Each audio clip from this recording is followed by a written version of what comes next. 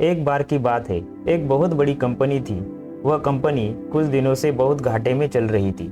उस बात से उस कंपनी का मालिक और उस कंपनी के सारे एम्प्लॉयज़ बहुत परेशान थे, क्योंकि जब कंपनी की ग्रोथ नहीं हो रही थी तो उनकी भी ग्रोथ नहीं हो पा रही थी। अब उस कंपनी के सारे लोग इस बात से परेशान थे कि आखिर किस कारण से हमारे कंपनी की ग्रोथ रुक सी गई है। सारे लोग उस कारण को ढूंढने में लगे थे। तो एक दिन उस कंपनी के मालिक ने सभी एम्प्लॉयज़ के टेबल पर एक लेटर रख दिया। जब सारे एम्प्लॉयज़ ने लेटर को खोलकर देखा तो उस लेटर में लिखा हुआ था कि इतने दिनों से हमारी कंपनी की ग्रोथ नहीं हो पा रही थी, उसका कारण हमारी ही कंपनी का एक इंसान था जिसकी आज डेथ हो चुकी है और हम सब लोग उसकी फ्यूनरल पर अभी जा रहे हैं। सारे लोग रेडी हो जाओ। जब सारे एम्प्लॉयज़ वो लेटर पढ़ रहे थे तो एम्प्लॉयज़ को खुशी तो बहुत हुई कि जिस इंसान की वजह से हमारी कंपनी की ग्रोथ नहीं हो पा रही थी, अब वो इंसान इस दुनिया में नहीं रहा और अब हमारी कंपनी फिर से ग्रो करने लगेगी। लेकिन वो सारे लोग थोड़ा दुखी भी हो गए। जो भी था तो हमारी कंपनी का इंसान और आज उसकी डेथ हो चुकी है। तो उस कंपनी के मालिक ने सारे एम्प्लॉयज़ को एक जगह जमा किया और वह सब मिलकर उस इंसान के फ्यूनरल पर गए। वहाँ पर एक बड़ा सा हॉल था और उस हॉल के बीच में एक कैफिन रखा हुआ था। अब उस कंपनी के सारे एम्प्लॉयज़ एक एक करके उस कैफे के पास जा रहे थे और उस इंसान को देख रहे थे। सारे एम्प्लॉयज़ देखने में उत्सुक थे कि वो इंसान कौन था। जब एक एक करके सारे एम्प्लॉयज़ कैफे के अंदर देख रहे थे तो वो सारे हैरान हो जा रहे थे।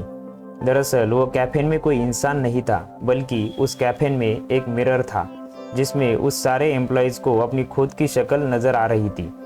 दोस्तों, इस कहानी से हमें यह सीख मिलती है कि हमारी ज़िंदगी में हम जिस भी पोजीशन पर है वह हम किसी और की वजह से नहीं बल्कि हमारी खुद की वजह से है। हम बहुत सी बार हमारी परिस्थितियों को दोष देते हैं, मजबूरी को दोष देते हैं, लेकिन हम यह नहीं सोचते कि हम आज जो मजबूर है, आज हम पर जो भी परिस्थिति है वह खुद की वजह से ही है।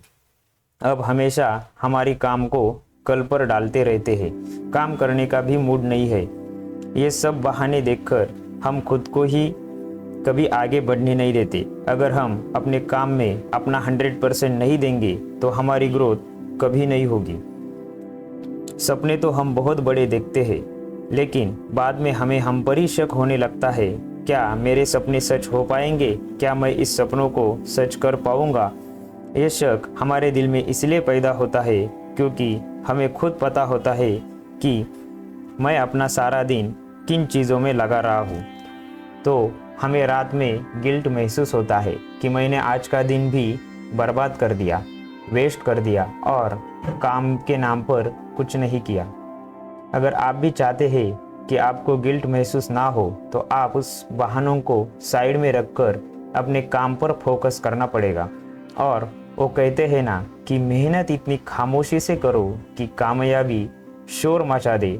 तो आप इस कहानी को और भी लोगों तक पहुंचाना चाहते हैं तो इस वीडियो को लाइक करिए ताकि YouTube और भी लोगों तक पहुंचाए। और अगर कहानी अच्छी लगी तो चैनल को सब्सक्राइब जरूर करो।